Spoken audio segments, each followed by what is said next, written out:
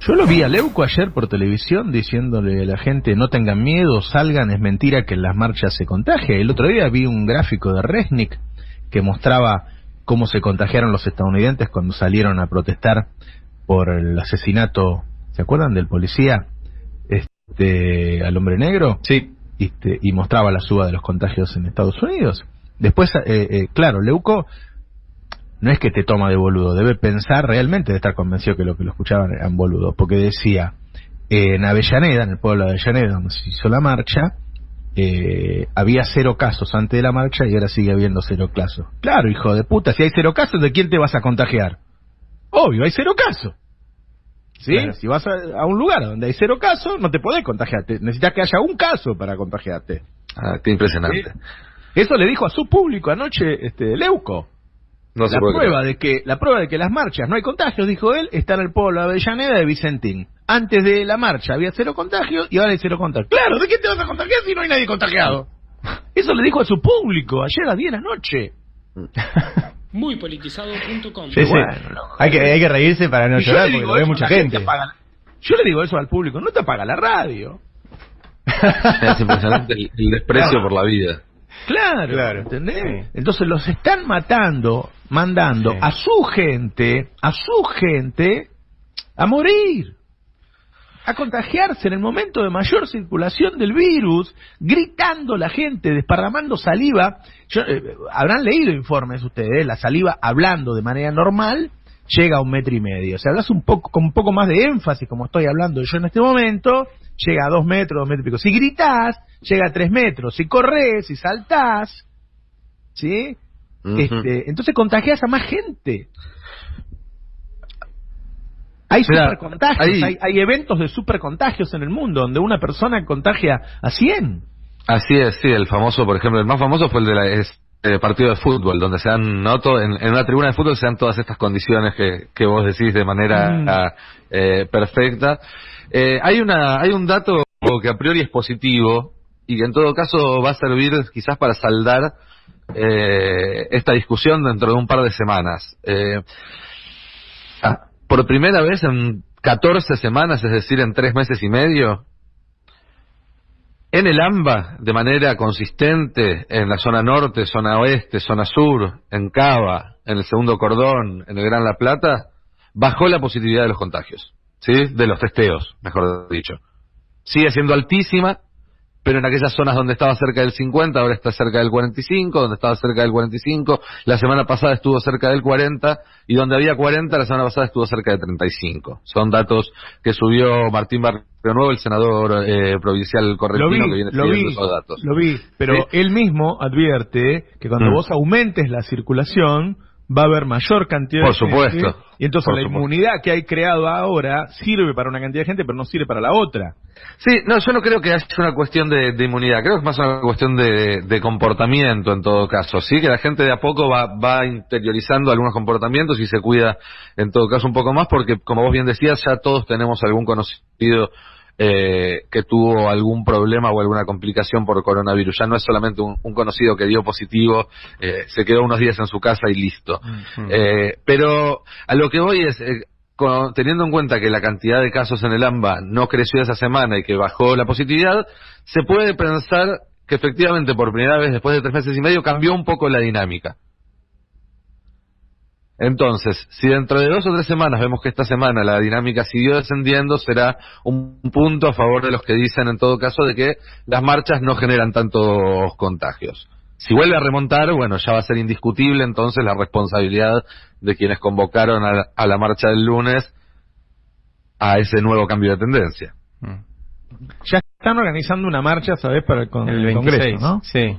El día que se trate la reforma judicial.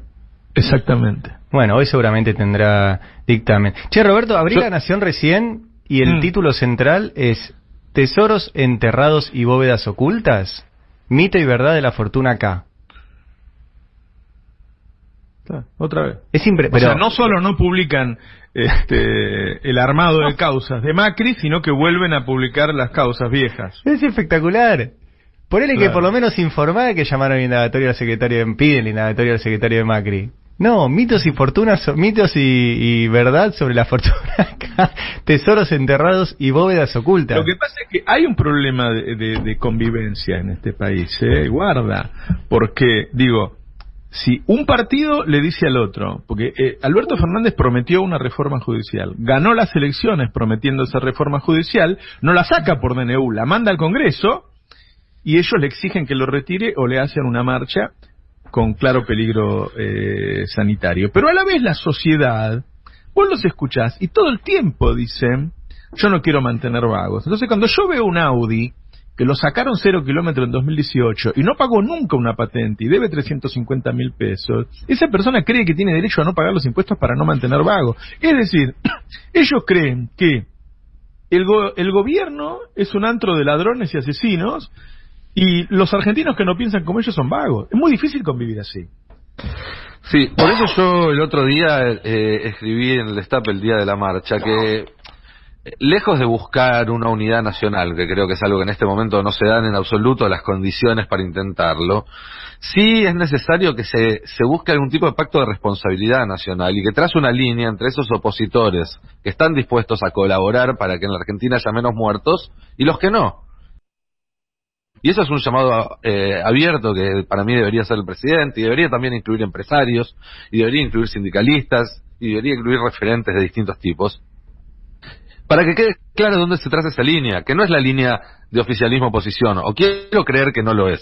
Sí, quiero creer que no lo es, pero no podemos estar suponiendo por dónde pasa, porque dentro de un año tenemos que ir a votar a esa gente, y yo quiero saber muy bien en qué lugar se paraban con respecto a la vida de los argentinos. Entonces yo creo que es necesario que quede claro, más allá de si sos de izquierda, de derecha, de si sos del PRO, si sos radical, si sos de el PJ, si sos de la Cámpora, si sos de la UOM o sos monotributista. Yo quiero saber, políticos, empresariales, comunicacionales, sindicales, ponen como prioridad cuidar la vida de sus ciudadanos, de sus conciudadanos, y quiénes no. Y creo que eso es algo que tiene que hacerse, porque si no van a seguir convocando marchas, algunos lo van a hacer abiertamente y otros van a callar y otorgar de esta manera, todo en términos de contra el gobierno, en términos de la grieta, que en este momento la están explotando claramente desde el lado de la oposición.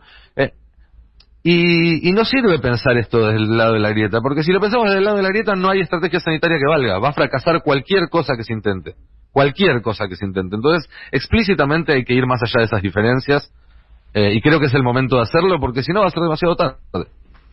Cuando uno ve los rebrotes en Europa, en 2 semanas pasaron de prácticamente no tener casos a tener más de 3.000 por día en Francia, más de 4.000 por día en España, es decir, rápidamente en 2 semanas están volviendo al lugar nuestro. Sí. Están teniendo los mismos casos que nosotros. Vos decís, bueno, ¿cómo vamos a manejar nosotros el post, no? Ponele que estés pasando por el pico y que en 3 semanas estés bajando.